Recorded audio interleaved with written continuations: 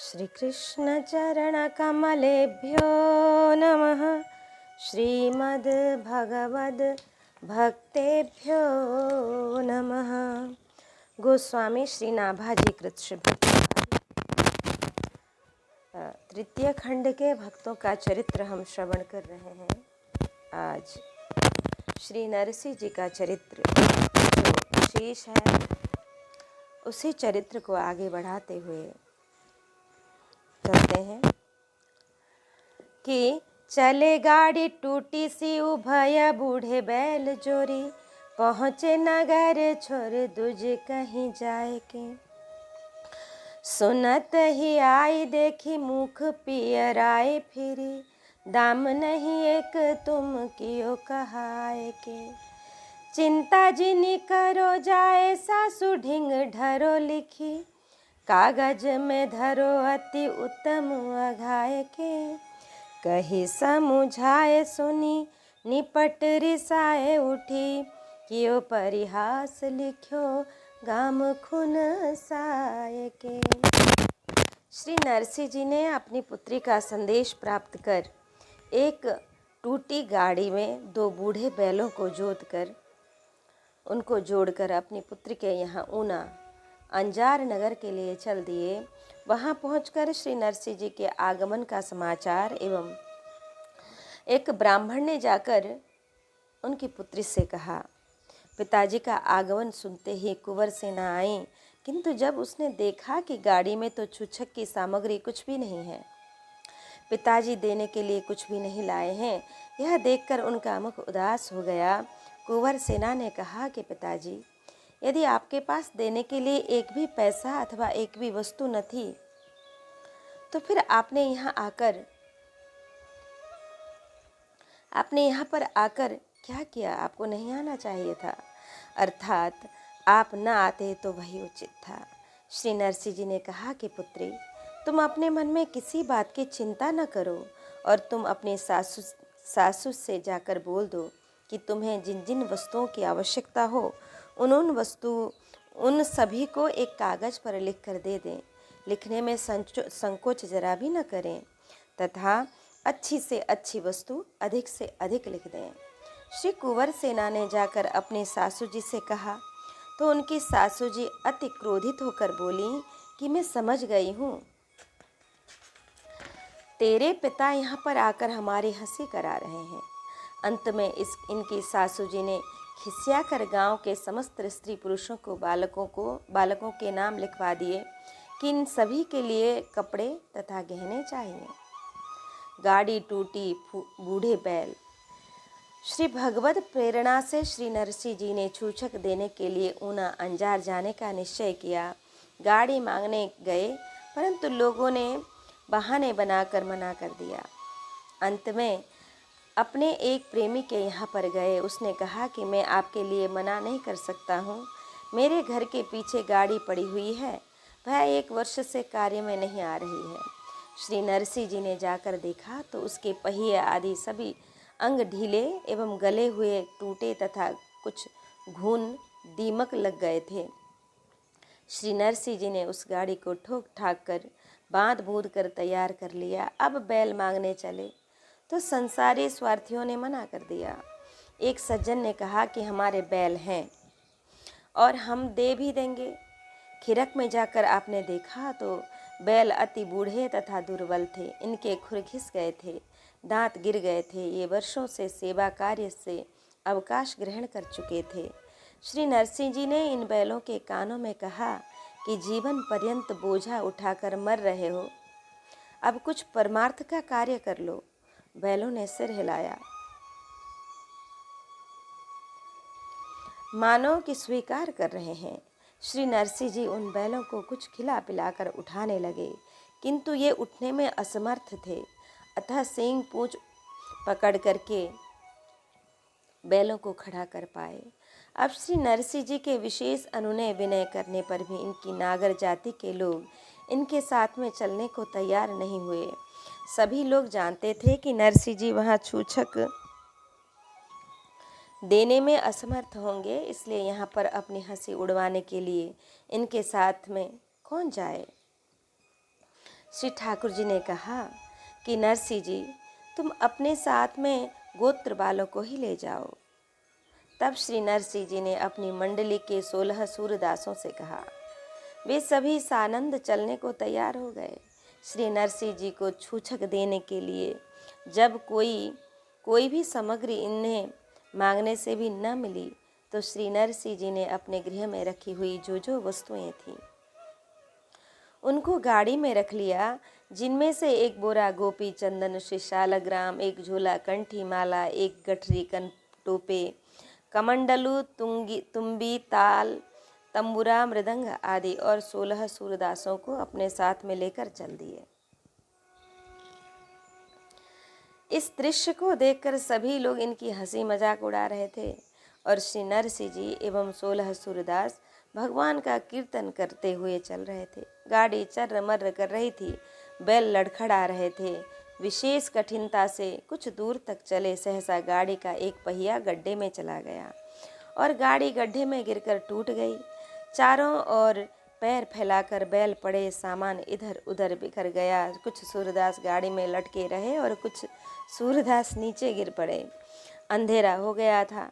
चारों ओर से श्री नरसिंह जी तथा सभी सूरदास गाड़ी को घेर कर बैठ गए तथा भगवान से स्तुति करने लगे कि छोछक री ठाकुर ले लाज, कि छोछक री ठाकुर ने लाज, भगत बछल प्रभु जी सारे काज। इस प्रकार से स्तुति कर पहरा देने लगे। प्रातः काल श्री ठाकुर जी ने बढ़ई का रूप धारण किया और बोरी औजार हाथ में बसूला, फिर वहीं होकर निकले और कहते हुए जा रहे थे कि आज उसकी चौखट बननी है, कल उसका हल अवश्य ही बनाना है।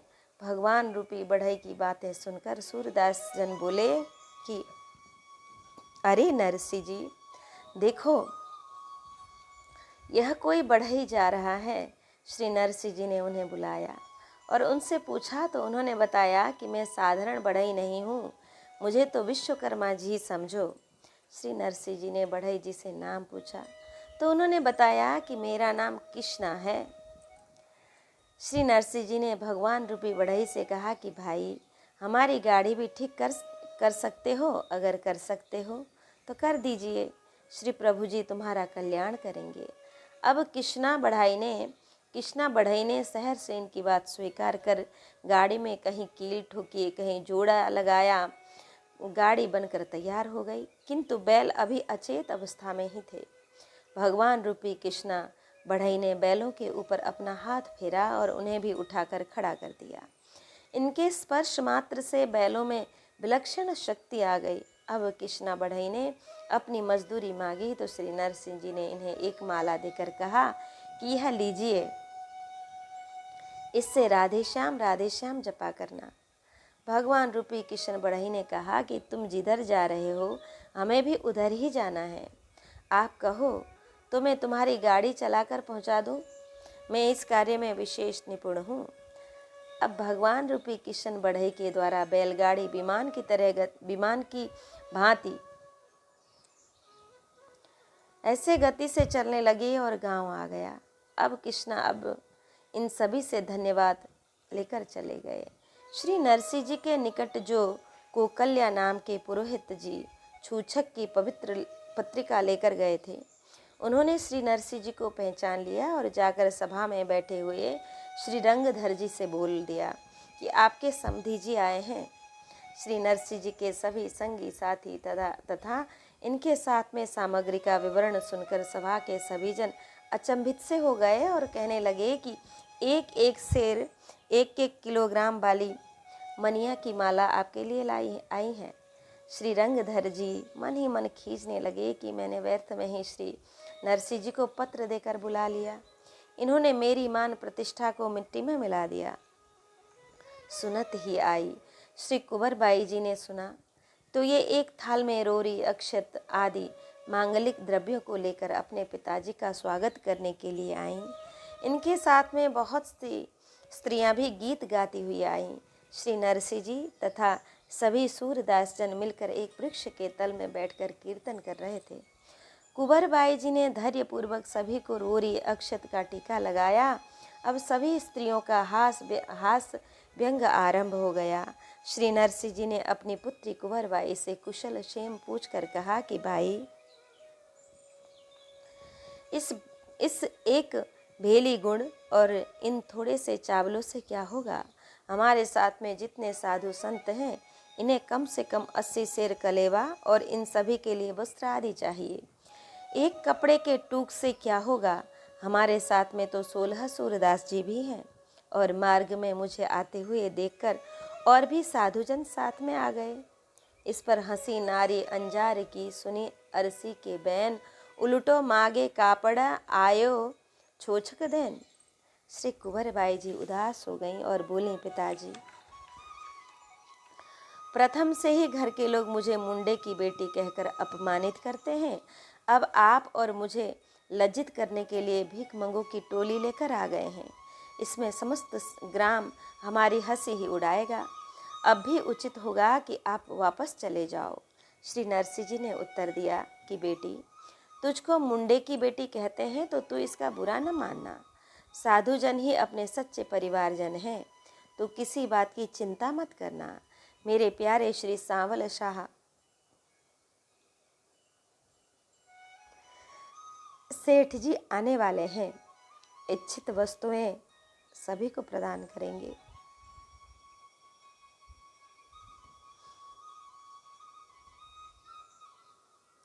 बाई चिंता जिन करो मन में धीरज धार, मन माने जो मांगियो देगो सिरजनहार। श्री नरसिंह जी ने कहा कि बेटी कुंवरबाई, तुम जाओ और घर से चिट्ठा बनाकर लाओ कि कौन सी वस्तु कितनी चाहिए। श्री नरसिंह जी के साथ में सभी संत भगवंत भूखे थे, अतः वृक्ष में भारी मात्रा में जामुन और केला के फल लग गए। सभी ने संतुष्ट एवं पूर्ण होकर फलों का सेवन किया। इन फलों की स्वादिष्टता पर सभी संतजन आश्चर्यचकित हो गए। कुंवरबाई जी घर पर आई तो यहाँ पर सासू, ननद, देवरानी, जेठानी सभी भांति भांति की व्यंग वार्ताएं करने लगीं। तब कुंवरबाई जी ने कहा कि आप लोग शांत होकर छूछक की समस्त वस्तुओं का बड़े से बड़ा चिट्ठा बनाएं। हमारे पिताजी के श्री सांवल शाह सेठ जी आने ही वाले हैं। सभी के मनोरथ पूर्ण हो जाएंगे। अब तो इनका देवर नारायण बड़े बड़े कागजों को लाकर चिट्ठा बनाने लगा। घर के स्त्री पुरुष तथा ग्राम के पंच सम्मति देने लगे। समस्त लोगों को यह पूर्ण विश्वास था कि कुछ लेना देना तो है नहीं, मात्र विनोदास परिहास के लिए ही समस्त सामग्री एवं पोशाकों की सूक्तियां बनाई जा रही हैं। कुंवरबाई जी श्री सांवल सेठ जी की प्रतीक्षा अत्यंत आतुरता के साथ कर रही थी। इनको धैर्य न था। कुंवरबाई जी ने पुनः पिताजी से जाकर कहा कि तुम पे तो कछु दीसे नाही, सूरा साथे आए, फाट कापड़ा टूटी गाड़ी, बैल पुरातन लाया। समुधी के घर छूछक देने, ताल बजावत आया, कंठी माला और तुमड़ा, मृदंग शंख बजाया। गोपी चंदन और रामरज तीखा तिलक बनाया, जीमण का जिमणारा थे तो कौड़ी एक न लाया। कुंवरी कहे लाज तुम खोई, देश बिराने आया। श्री नरसिंह जी ने इसका उत्तर दिया, कह नरसिलो सुणरी पूतरी, तीसु मिलवा आया। लेन देन ने मारे नाही, सावल शाह बुलाया। एक पलक में सब जग पेले, सांवलिया गिरिधारी। द्रुपद सुता को चीर बढ़ायो, अब की बेर हमारी। कुंवर सेना ने अपने ससुरालियों के द्वारा लिखा हुआ चिट्ठा अपने पिता श्री नरसिंह जी को दे दिया। लिखी कागज में सब परिवार श्री गणेश जी के लिए जरी की 5-5 पोशाकें तथा 1.25 लाख रुपए नकद भेंट एवं इसी प्रकार से ही ग्राम के 10 मंदिरों की भेंट तथा समस्त ब्राह्मण से लेकर चांडाल पर्यंत ग्राम के सभी स्त्री पुरुषों को 5-5 वस्त्र एवं समस्त परिवारजनों को रत्न जटित वस्त्र तथा घर के लोगों के लिए उससे भी श्रेष्ठ वस्त्र मुहरों की भेंट। चांदी सोने के बर्तन आभूषण लगभग 11,000 लोगों के लिए चिट्ठी में लिखे गए। समधिन ने कहा कि ग्राम के हाथी घोड़े बैलों के लिए झूले मोतियों की मालाएं लिख दी। जहाँ तक जिसकी कल्पना ने कार्य किया उस वस्तु को लिखवाने में कसर नहीं छोड़ी थी। कवित्त के अंतिम चरण में रिसाय, परिहास, खुनराय, खुनसाय इन 3 शब्दों का प्रयोग किया गया है। इन्हीं भावों को लेकर ही सामग्री का चिट्ठा बनाया गया था। श्री नरसिंह जी का इधर ध्यान ही नहीं था। ये तो अपनी साधुता सरलता से व्यवहार कर रहे थे और कुंवर सेना के ससुराल वाले श्री नरसिंह जी का तिरस्कार ही कर रहे थे। वे लोग इनके गुणों से परिचित न थे। यथा जो जाको गुण जा नहीं सोते ही आदर देत, आम सराहे को किला काग निमोरे लेत। विषय जनों को विषयों के स्वाद मधुर ही प्रतीत होते हैं। कागज ले आई देखी दूसरे फिराई पुनी, भूले पे न पाए जात पाथर लिखाए हैं। रही बो कुदई ठोर फूटी दधी पौरी जाके, बैठे सिर मोर आए बहु सुख पाए हैं। जल दे पठायो भली भात के ओटायो भाई, बरसा सिरायो यूं समोय के नहाय हैं अनवाय हैं। कोठरी सवारी आगे पर्दा सो दियो डारी, ले बजाई तार वेश अगणित आए हैं। श्री नरसिंह जी की पुत्री आवश्यक वस्तुओं का चिट्ठा लेकर आई तो श्री नरसिंह जी ने उस निम्नलिखित चिट्ठे को वापस कर दिया और कहा कि बेटी, इस चिट्ठे को दोबारा लिख लाओ। इसमें यदि किसी का नाम अथवा कोई वस्तु लिखने से रह गई हो तो उसे लिखवा लाओ, नहीं तो दोबारा नहीं मिलेगी। इस बात से क्रुद्ध होकर इनकी सासू जी ने 2 पत्थर और चिट्ठे में लिखवा दिए। श्री नरसिंह जी को अपमानित करने के लिए इन्हें टूटी फूटी सी पुरानी और पौर रहने के लिए बतला दी। भक्त शिरोमणि श्री नरसिंह जी जाकर उसी में ठहरे और उस निवास स्थल को देखकर श्री नरसिंह जी अति ही प्रसन्न हुए। समधिन जी ने खौलता हुआ जल इनके स्नान के लिए भेजा। इसी मध्य वर्षा हुई जिससे जल शीतल हो गया और श्री नरसिंह जी ने सुखपूर्वक स्नान किया। इसके पश्चात पौर की कोठरी को झाड़ बुहार कर उसे साफ कर उसके द्वार पर श्री नरसिंह जी ने एक पर्दा लगा दिया। समस्त सामग्री के चिट्ठे को यहीं पर रखकर तानपुरा बजाकर श्री हरिनाम संकीर्तन करने लगे। श्री भगवत कृपा से अगणित पोशाकें तथा वस्त्र आभूषण आकर उस कोठरी में भर गए। श्री नरसिंह जी ने अपनी पुत्री से कहा कि बेटी, इस कागज को वापस ले जाओ और यदि किसी का नाम अथवा कोई वस्तु भूल से न लिखी गई हो तो दोबारा लिखवा कर लाओ। कुंवरबाई जी ने आकर यह बात जब अपनी सासू जी से कही तो उसने अपने पैर धोने के लिए चांदी की तथा स्नान करने के लिए स्वर्ण की 2 शिलाएं और लिखवा दी।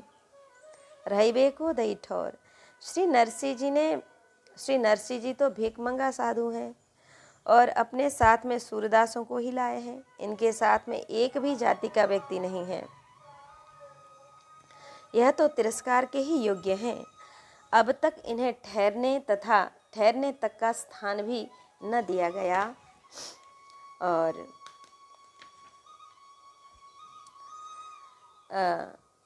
कि दिया जाना चाहिए था। ठहरने का अच्छा प्रबंध करना चाहिए था।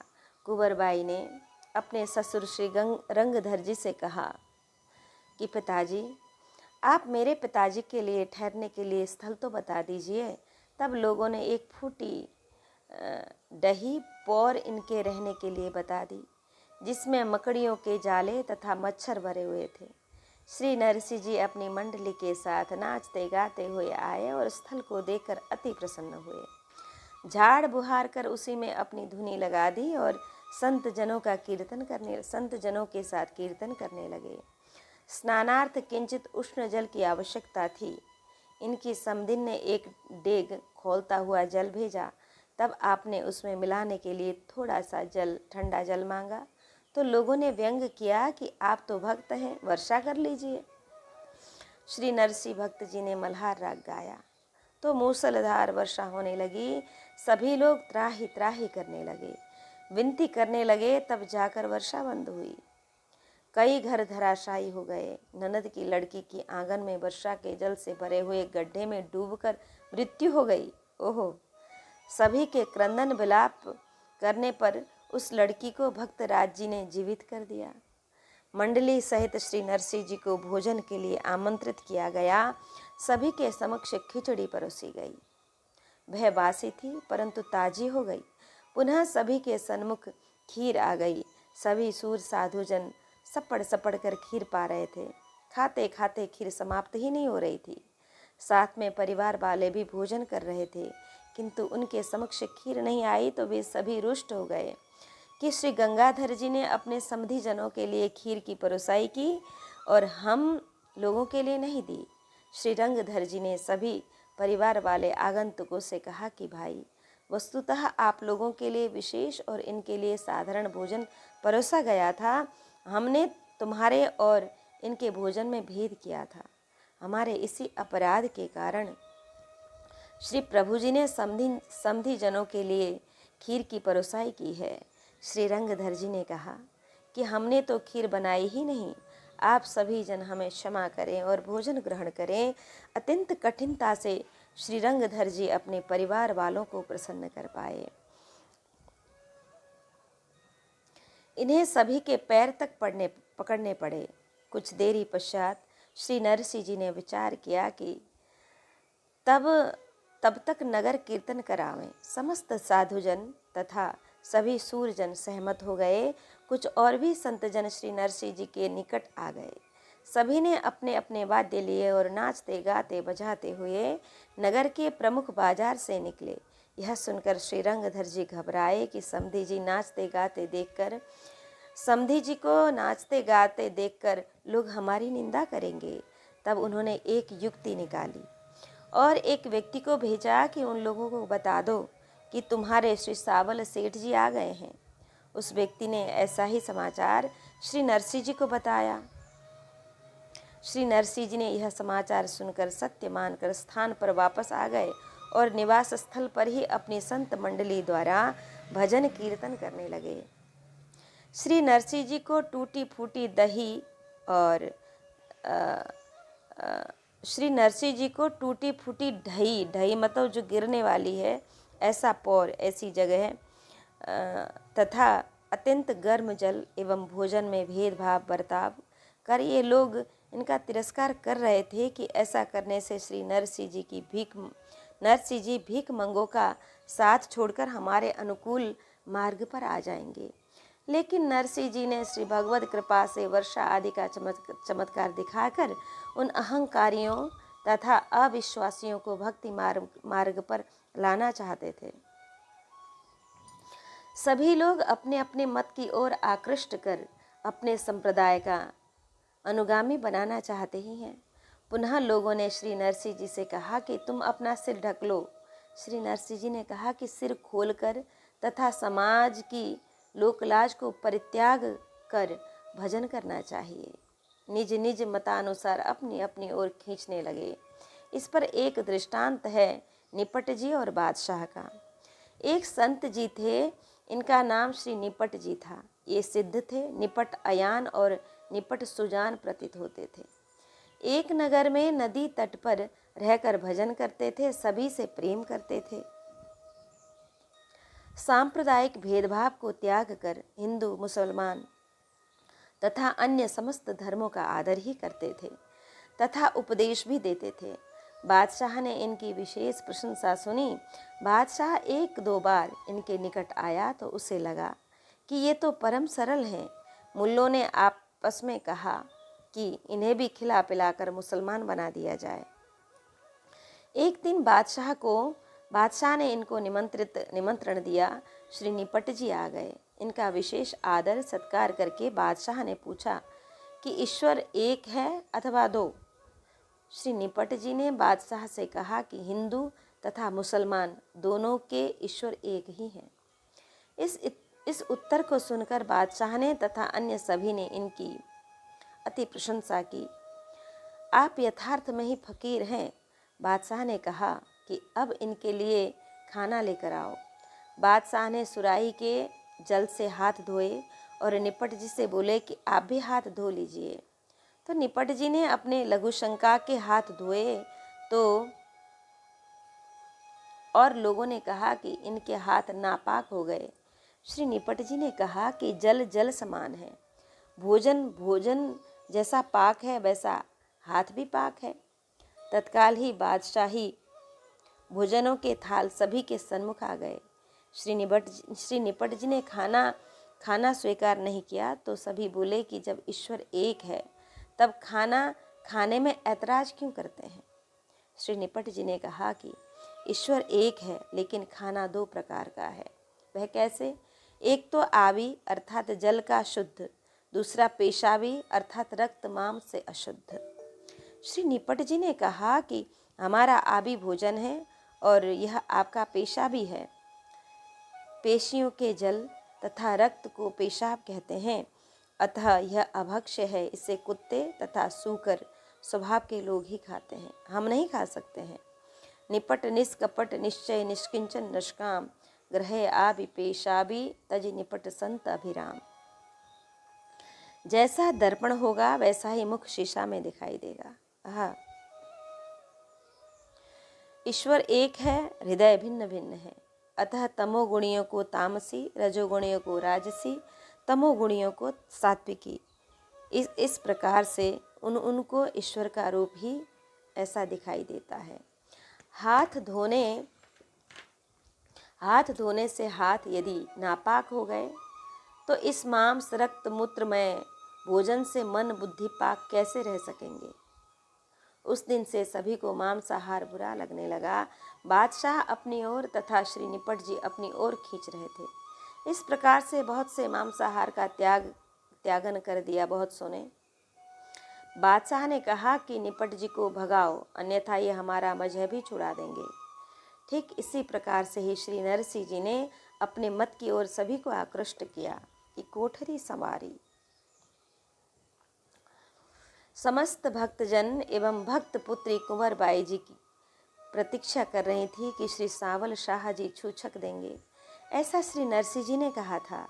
अतः श्री नरसिंह जी की वाणी को सत्य करने के लिए एवं भक्त कीर्ति का विस्तार करने के लिए स्वयं भगवान श्री कृष्ण तथा श्री रुक्मणी जी सेठ सेठानी के रूप में एक दिव्य रथ पर बैठकर पधारे।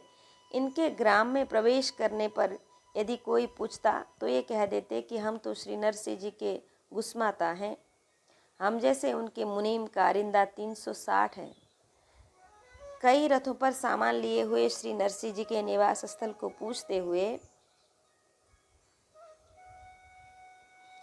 भगवान वहीं पर आ गए और अत्यंत उमंग के साथ श्री नरसिंह जी आदि सभी संत जनों से मिले। इधर देव नारायण तथा ननद आदि श्री कुंवर बाई जी से लड़ाई झगड़ा कर रही थी कि अब समय तो हो गया है और तुमने चिट्ठा भी बनवाया है, अब उस चिट्ठे को देखकर सामान क्यों नहीं देते हैं। ले बजाई तार, श्री नरसिंह जी कीर्तन करने लगे। बारी जाऊं रे सुंदर श्याम तारा लटकाने, लटके रघुबर रूप धरीने बचन पितानो पाल्या रे, लटके जैरण रावण रोल्यो लटके सीता बाल्या रे, लटके गिरी गोवर्धन तोल्यो लटके बायो वंश रे, लटके जई दाबा नल पीधो लटके मार्यो कंस रे, लटके को गोकुलमाचारी लटके पलवट बाली रे, लटके जई जमुनामा पेठा लटके नाथ्यो काली रे, लटके बामन रूप धरीने जाचा बलिने द्वारा रे, तण डगला पृथ्वी ने काजे बलि चाप्यो पाताला रे, एबा एबा घड़ाछे लटका लटका लाख करोड़ों रे, नरसैयाना स्वामी संगे रमता मोड़ा मोड़ रे। हे श्याम सुंदर, मैं तुम्हारे लटके पर ही न्योछावर जाता हूँ। आपने लटके से श्री राम जी का रूप धारण कर पिताजी के वचन स्वीकारे, रावण का नाश किया और श्री सीता जी को वापस लाए। आपने लटके से ही श्री गोवर्धन पर्वत उठाया, बंशी बजाई, दावा नल का पान किया और कंस को भी मारा। आपने लटके से ही गोकुल में गाय चराई, घर लौटाई, श्री यमुना में प्रवेश कर कालिया नाग का दमन किया। आप लटके से ही वामन रूप धारण कर राजा बलि के द्वार पर गए और 3 पग पृथ्वी के लिए उसे पाताल में रख दिया। आपके ऐसे ऐसे लाखों करोड़ों लटके हैं। नरसी के स्वामी के संग खेलते खेलते मन एक रस हो जाता है। श्री नरसी जी ने कौशल्या जोशी के द्वारा यह समाचार भेजा कि सूची के अनुसार सभी लोग इच्छित वस्त्र आभूषण ले लें। समाचार प्राप्त कर पंच लोगों के साथ श्री रंगधर जी मेहता आए और सावल सेठ जी से मिले। छूछक दान आरंभ हो गया। देव विप्र क्षत्रिय वैश्य शूद्र ये सभी लोग लेने लगे। स्त्रियों को श्री रुक्मणी जी दे रही थी। रुक्मणी जी कुछ रुष्ट हो रही थी कि गांठ में जोड़कर छूछक दान देना चाहिए। भगवान ने कहा कि इसमें क्या हो गया, अभी तो समधि का पूरा परिवार रह रहा है। नेग चुकाकर ग्रंथि बंधन हुआ और समधि समधिन आदि सभी ने क्रमशः वस्त्राभूषण भेंट प्राप्त की। गो वृषभ अश्व हस्ती आदि की झूलें, मालाएं, स्वर्ण रत्न एवं वस्तुएं, रजत एवं रत्नों की वस्तुएं मिलने से सभी लोग को परम मोद हो रहा था। किंतु देवर, ननद, देवरानी, ज्येष्ठानी को प्रसन्नता के साथ ईर्ष्या हो रही थी कि कुंवर सेनाबाई अब हम सभी से श्रेष्ठा हो गईं। छूछक अनुक्रमणिका में मेवा, सुपारी आदि नहीं लिखी गई थी। उनके भी बहुत से बोरे आए। श्री रुक्मणी जी ने समस्त स्त्रियों से मिलकर उनका सत्कार किया। सभी लोग श्री सावल शाह सेठ जी और सेठानी को देखकर मोहित हो रहे थे। कुंवर बाई जी को अति प्यार प्राप्त हो रहा था। यत्र तत्र स्त्रियां मंगल गारियां गा रही थी। श्री सावल शाह सेठ जी ने संपूर्ण नगर के स्त्री पुरुषों को भोजन करने का निमंत्रण दिया। संपूर्ण नगर में पंक्ति बैठी। रिद्धि सिद्धियां, देवी देवों ने आकर दिव्य प्रसाद की परोसाई करी। नगर में नगाड़े, दुंदुभियां बज रही थी। यत्र तत्र नृत्य कीर्तन हो रहे थे। पृथ्वी फूली नहीं समा रही थी और प्राणियों के आनंद का वर्णन तो कौन कर सकता है। समस्त भोजन करने वालों को स्वर्ण रचित पात्र दिए गए। श्री रंगधर आदि समस्त परिवारजन श्री सावल शाह सेठ जी की महिमा गाते गाते थकित नहीं हो रहे थे। छूछक देकर श्री सावल शाह सेठ जी विदा होकर चले गए। गाव पहिरायो छवि छायो जस गायो आहो, आटक रजत उबे पाथर हुआए हैं। रही गई एक भूले लिखत अनेक जहाँ, ले होता ही पास जा पे सब मिल पाए हैं। विनती करत बेटी दीजिए जुलाल रहे, दियो मंगवाए हरी फेरी के बुलाए हैं। अंग न समात सुत तात को निरखी रंग, संग चली आई पति आदि बिसराए हैं। श्री नरसिंह जी ने समस्त ग्राम के आबाल वृद्ध सभी नर नारियों को सुंदर वस्त्राभूषण पहनाए।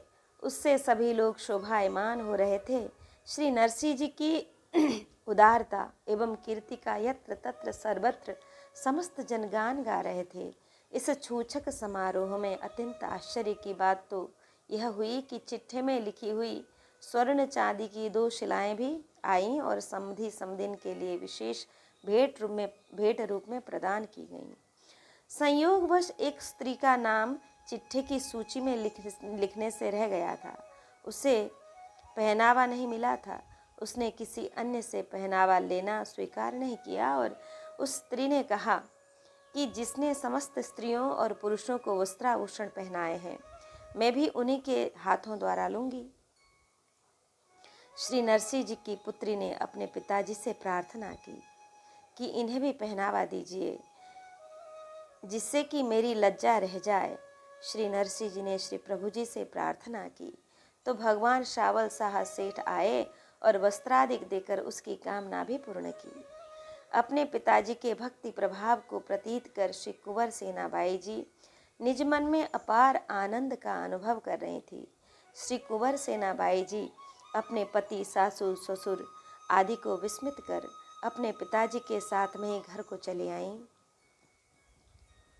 पाथर हूँ, श्री नरसिंह जी ने अपनी पुत्री से जब कहा था कि इस चिट्ठी को वापस ले जाओ और भूले भटके नामों को इसमें अंकित करा लाओ।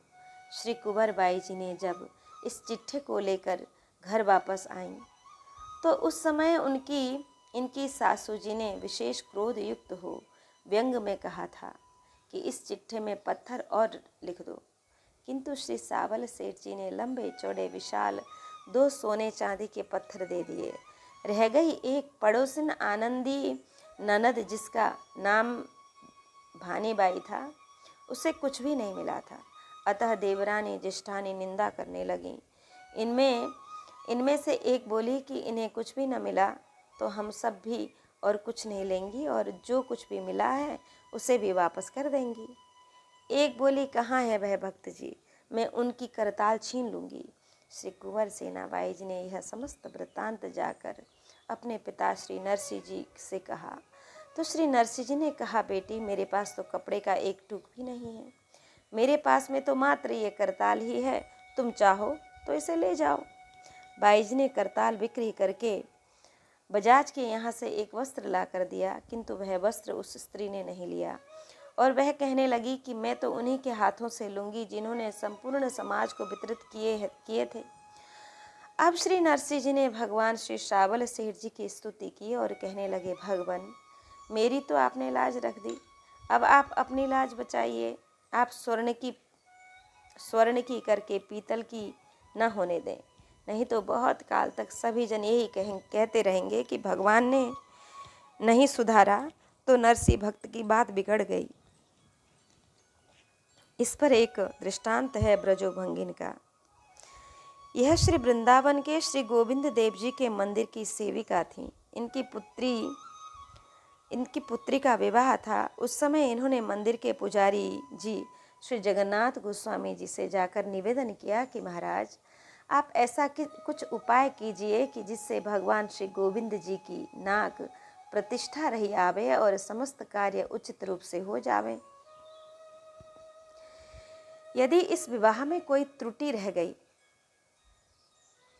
तो बाराती लोग यही कहेंगे कि ठाकुर गोविंद देव जी की टहलिनी होकर भी इससे कुछ करते न बना।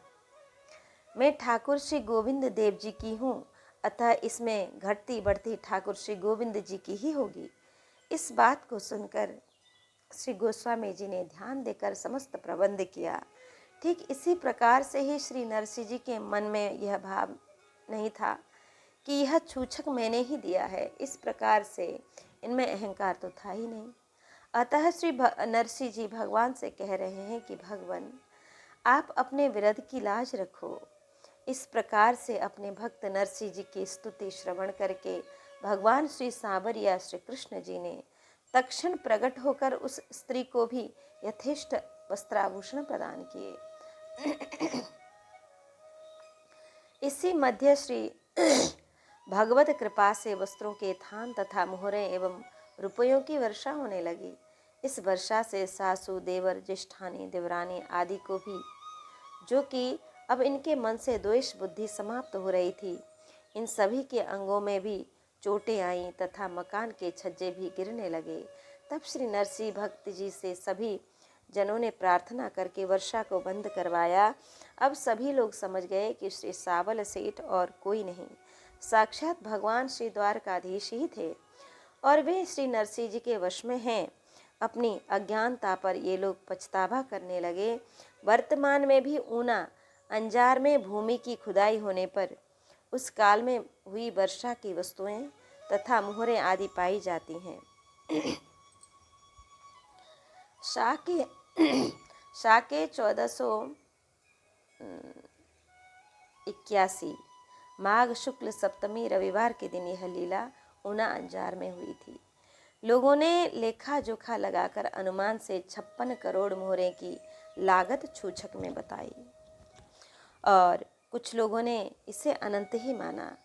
पति आदि विसराए हैं, लौकिक संबंध से मात्र व्यवहार ही बना रहता है, उससे संस्कृति चक्र का विच्छेदन नहीं हो पाता।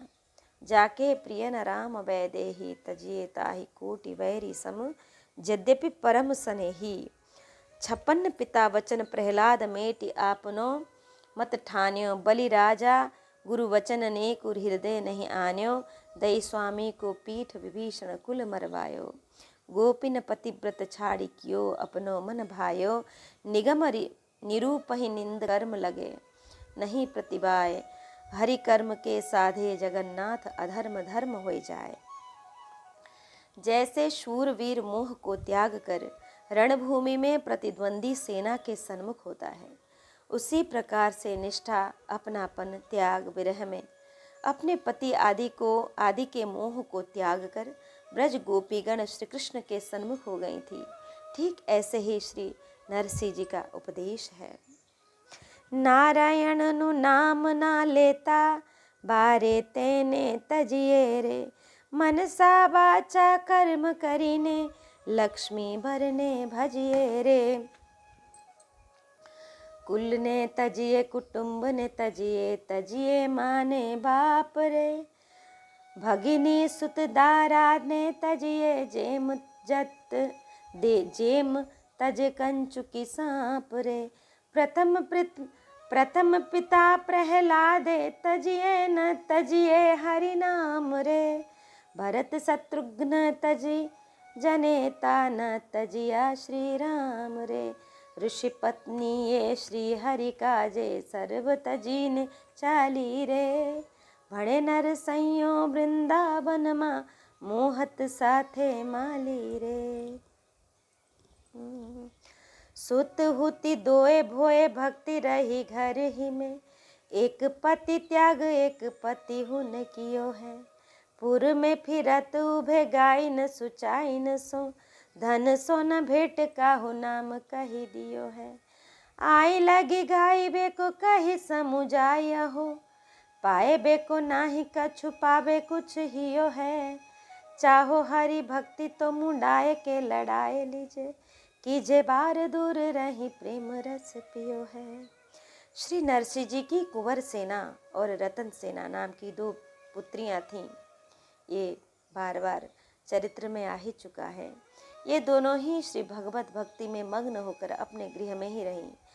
एक तो विवाह के पश्चात छूछक का प्रभाव देखकर पति आदि को त्याग कर घर को चली आई और दूसरी ने तो विवाह ही नहीं किया था। एक दिन गा बजाकर जीविका चलाने वाली 2 स्त्रियां जूनागढ़ शहर में आईं और यत्र तत्र उन्होंने लोगों को अपना कलात्मक गान सुनाया। ये समस्त नगर में घूमी परंतु इन्हें धन की प्राप्ति नहीं हो पाई। इन्हें निराश देखकर किसी ने श्री नरसिंह जी का नाम तथा पता बता दिया। ये दोनों स्त्रियां नरसिंह जी के द्वार पर आकर गाना बजाना करने लगीं। तब श्री नरसिंह जी ने इन्हें समझा कर कहा कि यहाँ पर तो तुम्हें कुछ भी धन की प्राप्ति नहीं होगी, इससे तुम्हारा मन दुखित ही होगा। यदि कदाचित तुम्हें श्री भगवत प्रेम प्राप्त करने की अभिलाषा हो तो सिर मुंडवाकर विरक्त दीक्षा शिक्षा प्राप्त कर श्री भगवत आराधना करो तथा तत्काल ही सिर से बालों को दूर करो। दोनों गाना बजाना करने वाली स्त्रियों को श्री नरसिंह जी की शिक्षा प्रिय लगी, अतः उन्होंने श्री नरसिंह जी की शिक्षा स्वीकार करके दोनों स्त्रियां इन्हीं के यहाँ पर रहने लगीं और भजन कीर्तन सत्संग के प्रभाव से इन्हें श्री भगवत प्रेम की प्राप्ति हो गई और ये दोनों स्त्रियां उसका रस स्वादन करने लगीं।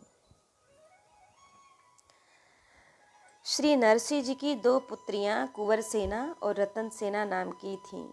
इनमें से एक ने अपना विवाह नहीं किया था। उसका यह कारण बताते हैं कि भूय भक्ति वह श्री नरसिंह जी तथा संतों के संसर्ग से भक्ति में ही सर्वथा निमग्न रहती थीं। इन्हें जीवन का परम फल प्राप्त हो गया। विवाह करके पति की सेवा से जो फल प्राप्त होता है वह इन्हें प्रथम में ही प्राप्त हो गया। इन्हें संसारी सुखों को भोगने की अभिलाषा नहीं थी, अतः इसलिए ही उन्होंने विवाह नहीं किया था। एक पति त्याग धर्मशास्त्र का आदेश है कि नारी तजे न आपनो सुपने हूँ भरतार, पंगु गूंगा बौरा बधिर अंध अनाथ गंवार, कि अंध अनाथ गवार वृद्ध बौना अति रोगी, बालक षंड कुरूप सदा कुबचन जड़ जोगी, कलही कोढ़ी भीरु चोर ज्वारी अभिचारी, अधम अभागी कुटिल कुमति पति तजे न नारी। कि गवार बौना षंड कुरूप कुबचन बोलता है, लड़ाई करने वाला, कोड़ी व्यभिचारी, कुटिल, भाग्यहीन, अधम, कुमति, ऐसे भी अगर पति हों तो इनको भी नारी को नहीं त्यागना चाहिए। किंतु जो पति आदि श्री हरि भक्ति में अति बाधक हो, उसे परित्याग कर यदि सत्यता से पवित्रता से अपने पिता आदि गुरुजनों के आश्रित रहे तो इसमें दोष नहीं है। बलि गुरु तजो कंत ब्रज बनितन भे मुद मंगलकारी, कि जैसे बलि ने गुरु को त्यागा और ब्रजवासिन ने ब्रज गोपियों ने अपने पति को त्यागा। श्री नरसिंह जी की सुपुत्री ने सद विवेक से विचार कर निर्णय किया कि ऐसे ही कि अपने पति के यहाँ पर, पिता के यहाँ पर निरंतर भक्तिमय वातावरण है, इसलिए ही अपने पिता के यहाँ पर आ गईं। इसी से इन्हें पति आदि के त्यागन करने का अपराध नहीं लगा। अंग न समात पिता श्री नरसिंह जी की भक्ति का अद्भुत अतुल विलक्षण प्रेम रंग है। इसके प्रति श्री सर्वेश्वर भगवान अधीन है। श्री नरसिंह जी की सुपुत्री इनको प्रतीत कर सर्वदा ही अति प्रफुल्लित रहती थीं। श्री रंगधर जी आदि को जब वास्तविकता का बोध हुआ तो इन्होंने स्वयं को धन्याति धन्य माना। इस प्रकार गुर्जर घर पावन करी भक्त भगवंत चरण स्पर्श से तथा भगवान श्री सावलिया जी की लीला कीर्ति द्वारा इस भूमि को एवं समस्त प्राणियों के हृदय स्थल को श्री नरसिंह जी, श्री भक्तराज नरसिंह जी ने सदा सदा के लिए पावन कर दिया। उभय गायन, नृत्य गान तथा बाजा बजाकर अपनी जीविका पालन करना अति निंदनीय है और यही कार्य श्री भगवत प्रीत्यर्थ करना वंदनीय है। न्यून जाति के लोग नाच गाकर अपनी जीविका चलाते हैं, उसमें भी स्त्री यदि नृत्य गान करके भिक्षा मांगकर अपनी जीविका चलाती है तो यह अत्यंत ही अनुचित है, क्योंकि भीख मांगने वाली और उनमें भी गायिका का चरित्रवती होना असंभव है। क्वचित गीतवती सती, गाना बजाना करने वाली स्त्री कदाचित ही कोई सच्चरित्रा हो सकती है, अतः ये गा गा कर मांगने पर भी भूखी ही थी। तो इस प्रकार की स्थिति में जब श्री नरसिंह जी ने इन दोनों स्त्रियों को देखा तो इन पर आपको अति दया आई और इनके उद्धार के लिए सत्य संकल्प करके कहा कि हमारे यहाँ पर तो लौकिक स्वार्थ सिद्धि का किंचित मात्र भी कोई साधन है नहीं। यदि तुम्हें प्रेम भक्ति की अभिलाषा हो तो यहाँ पर ही रहकर श्री गोविंद भगवान से लाड लड़ाओ। तुम्हारा नाचना गाना लोक रंजन मात्र करना जितना निंदनीय है और यही भगवान को रिझाने के निमित्त नृत्य गान करना अत्यंत ही वंदनीय हो जाएगा। श्री नरसिंह जी ने इन दोनों स्त्रियों से कही समुझाए।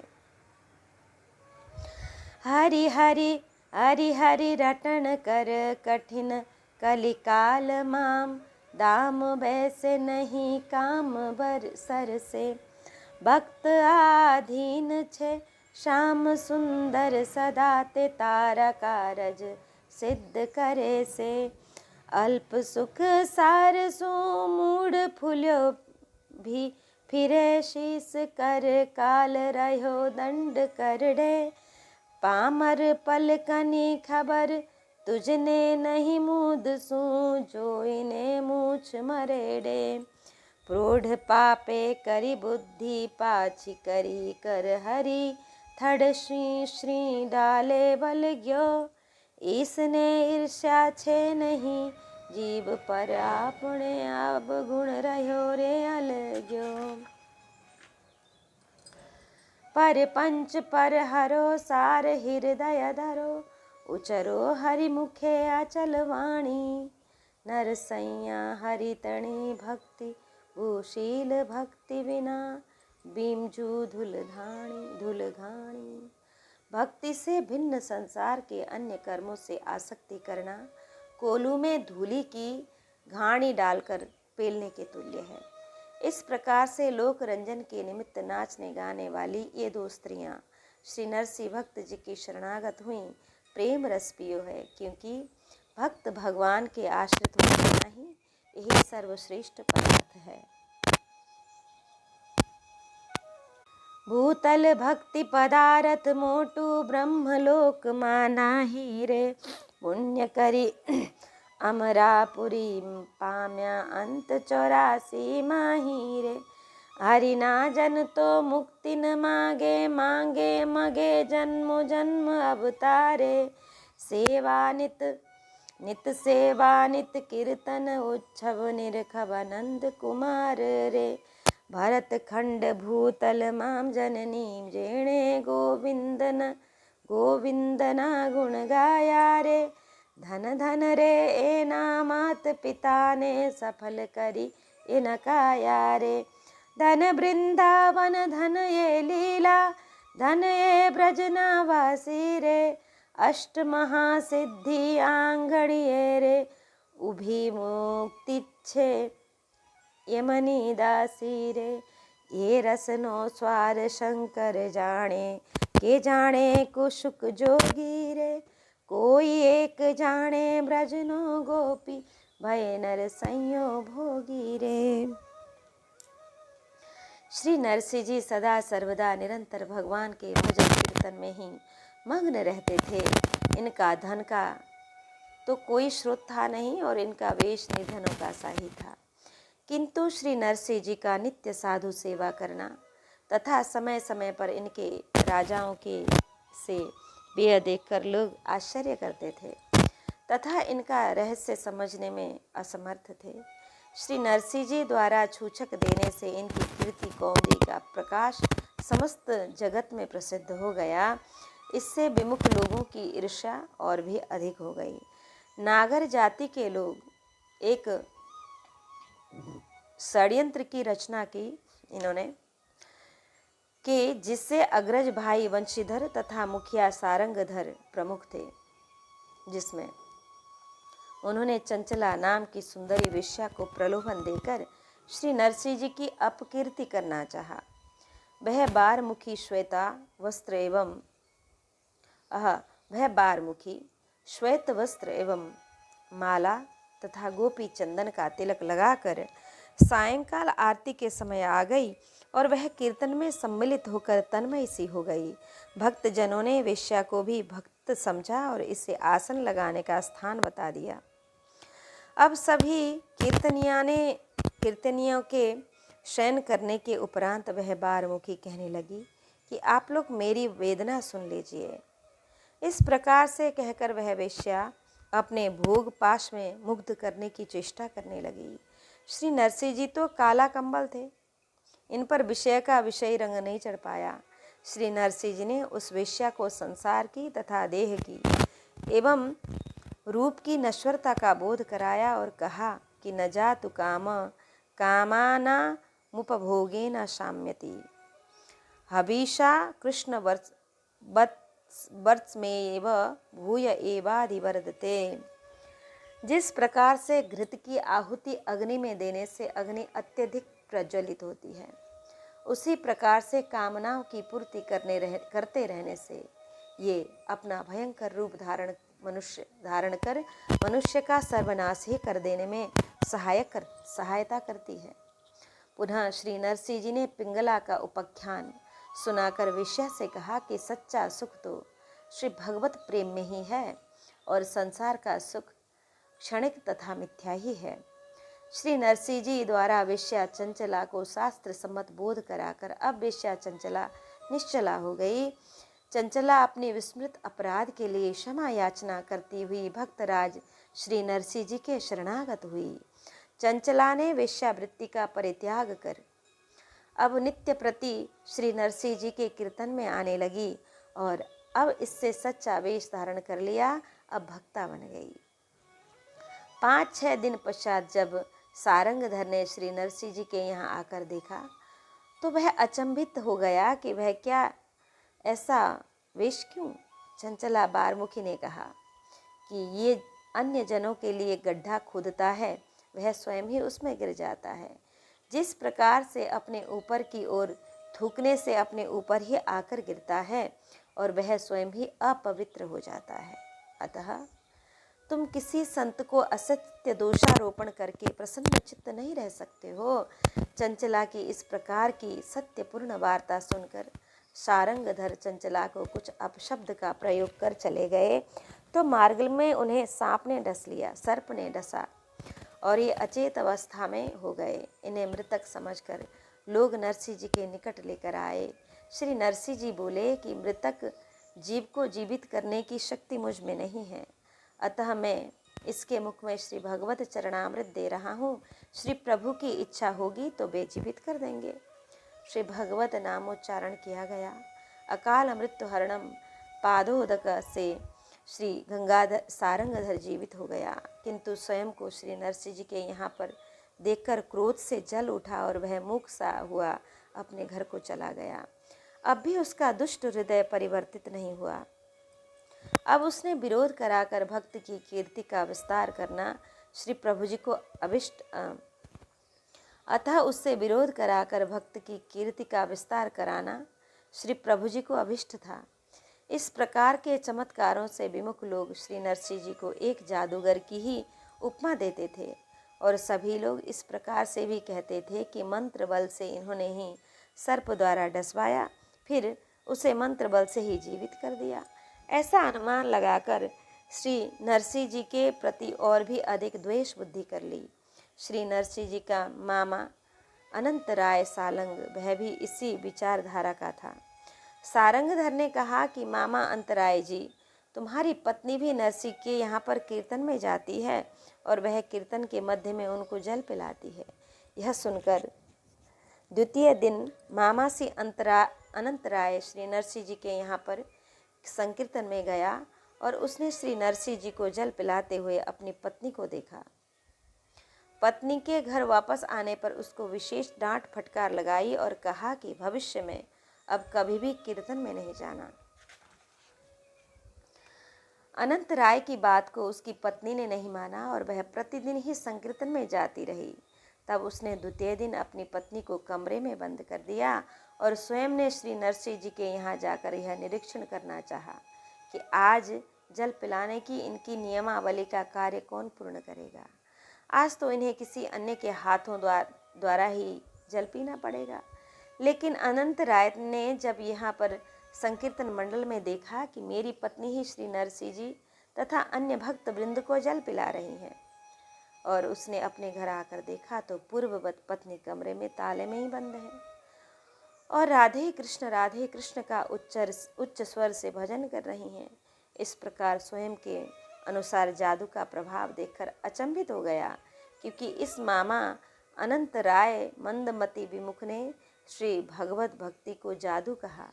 यदि इसका भक्त भगवान के प्रति स्नेह तथा दृढ़ निष्ठा भाव होता तो यह भक्ति के चमत्कार को जादू न कहता और जादू न कहकर श्री नरसिंह जी की भगवान के प्रति अनन्य भक्त का प्रभाव ही कहता।